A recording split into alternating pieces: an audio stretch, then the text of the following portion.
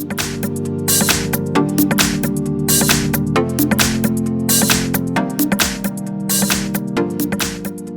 I have XIAOMI Mi A2 and let me show you how to block calls and messages from some numbers.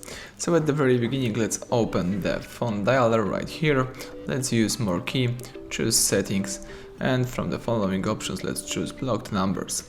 So as you can see, you can add a number to won't receive calls and texts from this number. All you need to do is just add a number right here.